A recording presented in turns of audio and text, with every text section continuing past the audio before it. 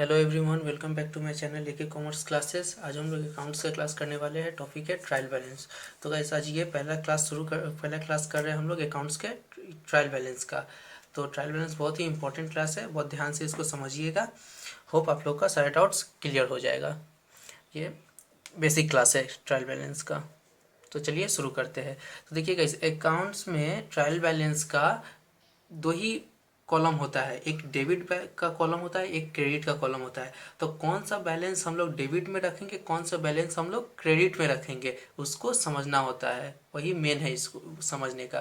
तो हम समझा देते हैं क्या क्या अकाउंट डेबिट होगा, क्या क्या अकाउंट क्रेडिट होगा। ट्रायल बैलेंस इसका एक होता है डेबिट बैलेंस, एक होता है क्रेडिट बैलेंस। ये होता है डेबिट बैलेंस, ये होता है क्रेडिट बैलेंस। अब डेबिट बैलेंस में क्या क्या लिखेंगे, क्रेडिट बैलेंस में क्या क्या लिखेंगे, वो समझना है। तो किसी भी तरह का एक्सपेंस, किसी भी तरह का एसेट्स, किसी भी तरह का लॉसेस, ये तीनों डेबिट हो जाएगा। ठीक है, किसी भी तरह का एक्सपेंस एसेट्स लॉसेस होगा तो उसको डेबिट में लिखेंगे, डेबिट कॉलम में। और क्रेडिट, क्रेडिट में अब जान लेते हैं किसी भी तरह का इनकम, किसी भी तरह का लायबिलिटी, किसी भी तरह का गेंस, ये सबको क्रेडिट बैलेंस में लिखेंगे, क्रेडिट कॉलम में लिखेंगे। ठीक है, अब इसका एग्जाम्पल हम समझ लेते हैं क्या क्या कौन कौन सा मतलब इसका बैलेंस होता है एक्सपेंस का, ताकि आप लोग को लिखने में सम बनाते समय दिक्कत ना हो। एक्सपेंसेस, सैलरी, सैलरी किसी को पे करना है अपने एम्प्लॉय को, मेरा एक तरह से ये एक्सपेंस है। वेजेस, भाड़ा, ये भी मेरा एक तरह से एक्सपेंस है। परचेस कैरेज, परचेस परचेज किसी भी तरह का हम परचेस कर रहे हैं, ये भी मेरा एक्सपेंस है। और आपका कैरेज, ये भी मेरा एक्सपेंस है। सेकेंड, लॉसेस, यहाँ पे एक्सेट्रा लिख दे रहे हैं, एक्सेट्रा। और भी है, इतना ही नहीं है, और भी है, ये जस्ट हम एग्जांपल में थोड़ा बहुत दिखा दे रहे हैं।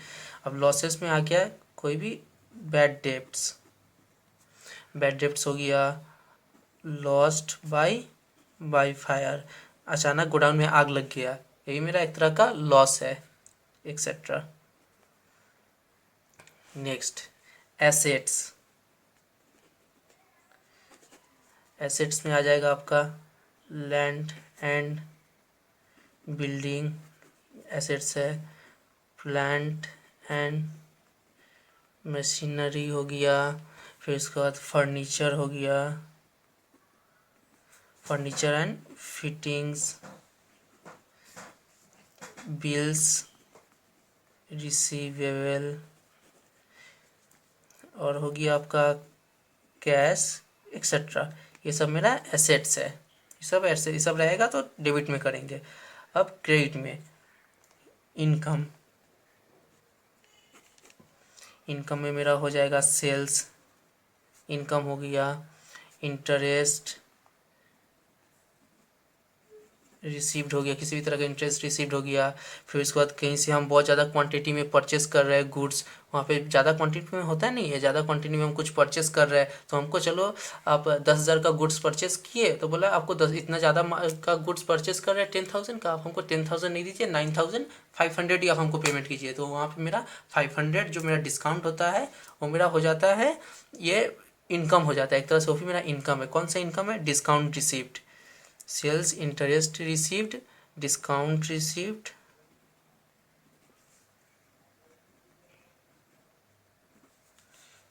VET discount received etcetera. बहुत भी और भी है, ये कुछ एग्जांपल में हम दे दिए। अब हो गया गेन,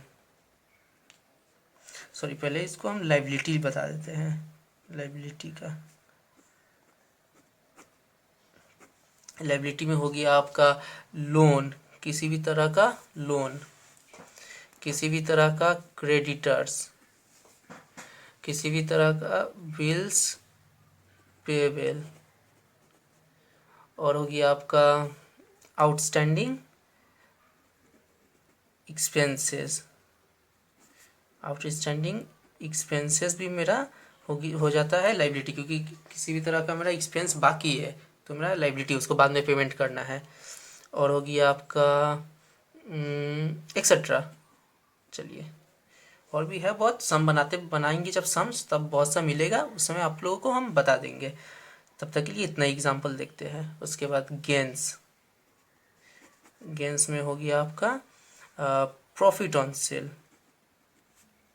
सेल के ऊपर, सेल करने पे जो मेरा प्रॉफिट होता है वो हो जाएगा मेरा गेंस, एक्सेट्रा। तो जब और भी हम जानेंगे हम लोग जब सवाल बनाएंगे तब। नेक्स्ट आप लोगों को हम कुछ नोट लिखा देते हैं, इसका क्या क्या रूल्स होता है, ताकि आप लोगों को सम्स बनाने में आसानी होगा। Guys, closing stock. Closing stock पहले लिख लेते हैं, उसके बाद समझेंगे। Closing stock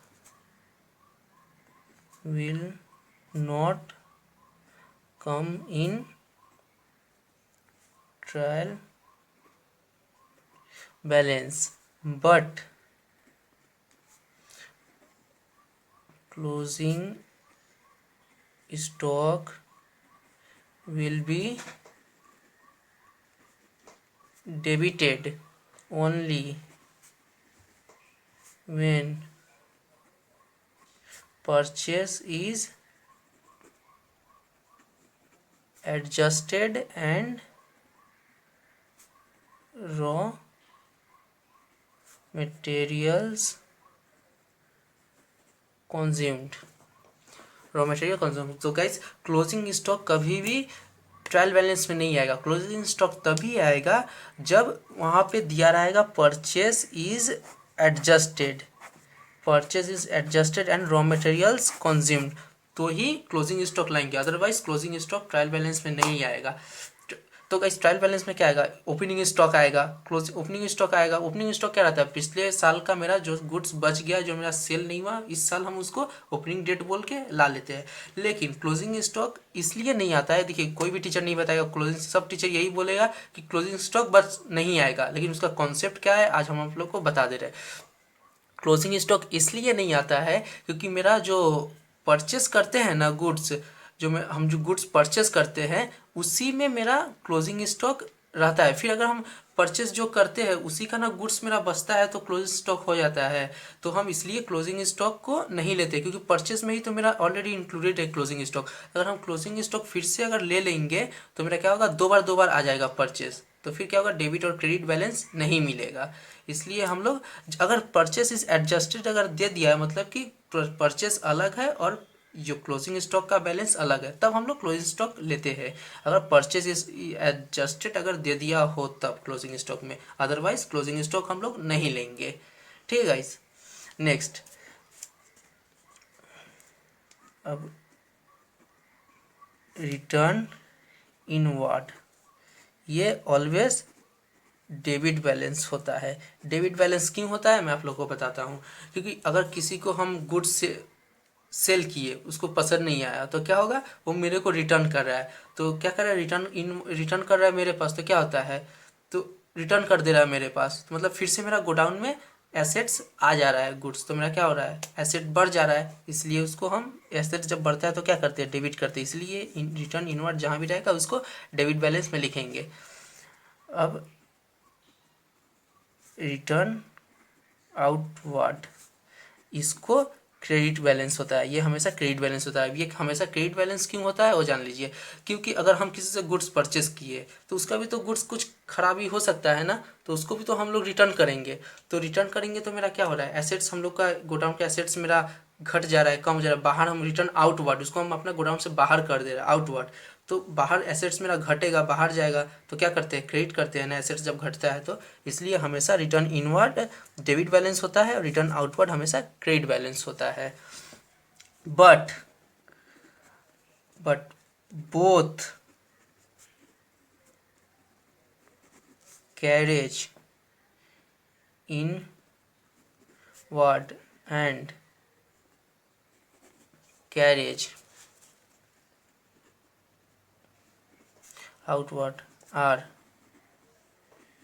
debited. लेकिन कैरेज इनवर्ड और कैरेज आउटवर्ड दोनों को डेबिट में लिखेंगे। क्यों डेबिट में लिखेंगे? दोनों मेरा एक्सपेंस है। कैरेज इनवर्ड मतलब कहीं से हम गुड्स, बहुत सारा गुड्स परचेस किए, तो परचेस करके उसको हाथ में तो ढो के नहीं लाएंगे, उसके लिए तो हमको एक ठो कैरेज के गाड़ी भाड़ा करना होगा। तो वो जो गाड़ी भाड़ा का जो मेरा एक्सपेंस होगा वो भी तो मेरा जो गाड़ी भाड़ा हम जिस पेमेंट करेंगे वो एक तरह से मेरा एक्सपेंस हो जाएगा। इनवर्ड जो मेरा इनवर्ड लाएगा, गोडाउन तक जो मेरा पहुंचाएगा, वो मेरा एक तरह से एक्सपेंस हो जाएगा। इसलिए एक्सपेंस मेरा क्या है? डेबिट बैलेंस होता है एक्सपेंस। कैरेज आउटवर्ड, क्या हम अपना गोडाउन से कहीं पे सेल के लिए गुड्स अपना गोडाउन से बाहर भेज रहे हैं, तो वो मेरा क्या, उसके लिए भी तो मेरा गाड़ी भाड़ा लगेगा, तो भी मेरा एक तरह से एक्सपेंस हो जाएगा। एक्सपेंस हमेशा डेबिट बैलेंस होता है, इसलिए कैरेज इनवर्ड और कैरेज आउटवर्ड दोनों एक्सपेंस को हमको डेबिट बैलेंस में लिखना पड़ता है। ये डेबिट बैलेंस होता है। ठीक है। अब किसी भी तरह का एनी फंड और प्रोविजन और रिजर्व, इसको ये सब मेरा लाइबिलिटी है, समझ लीजिएगा आप लोग। लाइबिलिटी, ये सब मेरा लाइबिलिटी है। इसको हम क्या करेंगे? क्रेडिट में डालेंगे। लाइबिलिटी को हम क्रेडिट में, ये सब बैलेंस में देंगे। But provision for discount on creditors, इसको डेबिट में डालेंगे।